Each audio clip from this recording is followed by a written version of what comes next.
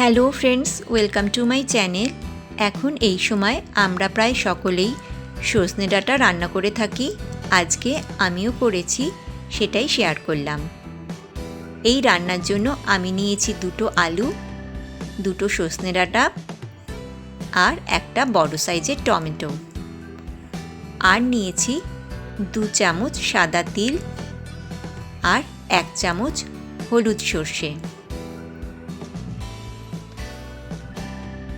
এখন একটা মিক্সিং জারে দিয়ে দিলাম তিল, সর্ষে, একটা কাঁচা লঙ্কা, নুন আর অল্প জল। এবার 10-15 মিনিট মতন ভিজিয়ে রাখব।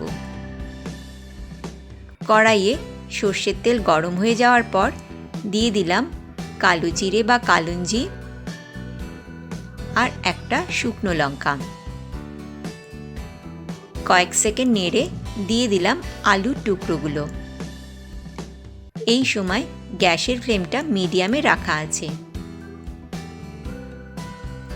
এবার একটু নাড়াচাড়া করে নেব।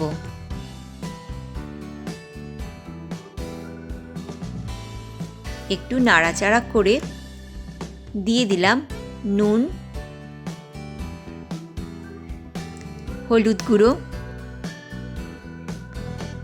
কাশ্মীরি লাল লঙ্কার গুঁড়ো। এবার ভালোভাবে মিশিয়ে দিয়ে কিছুক্ষণ নাড়াচাড়া করব। দিয়ে দিলাম একটা চেরা কাঁচা লঙ্কা।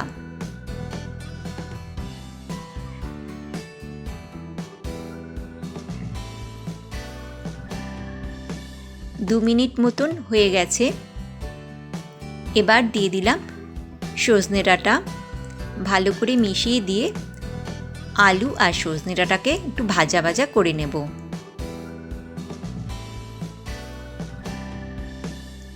3-4 মিনিট মতন হয়ে গেছে। এবার দিয়ে দিলাম টমেটো কুচি। আবারও ভালো করে মিশিয়ে দিয়ে একটু ভাজা ভাজা করে নেব। এদিকে তিল সর্ষের একটা স্মুথ পেস্ট তৈরি করে নিয়েছি। 2-3 মিনিট মতন হয়ে গেছে। সবজিগুলো ভাজা ভাজা করে নিয়েছি। এবার তিল সর্ষের পেস্টটা দিয়ে দিলাম। ভালোভাবে মিশিয়ে দেব।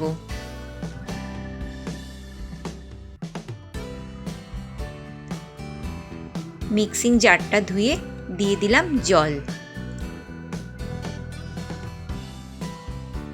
আবারও ভালোভাবে মিশিয়ে দিয়ে কিছুক্ষণ নাড়াচাড়া করব। এই সময় গ্যাসের ফ্লেমটা মিডিয়াম টু লোতে করে দিয়েছি। 3 মিনিট মতন হয়ে গেছে। এবার দিয়ে দিলাম গরম জল।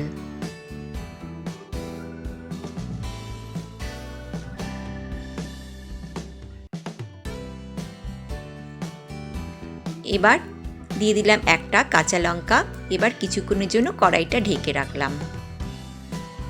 10 মিনিট মতন হয়ে গেছে। ঢাকনাটা খুলে নিলাম। দিয়ে দিলাম অল্প চিনি। ভালোভাবে মিশিয়ে দিয়ে 1 মিনিট পরে গ্যাস অফ করে দেব। রেডি হয়ে গেছে আজকের রেসিপি। এই রেসিপিটা কেমন লাগলো অবশ্যই জানাবেন। ভালো লাগলে লাইক আর কমেন্ট করবেন।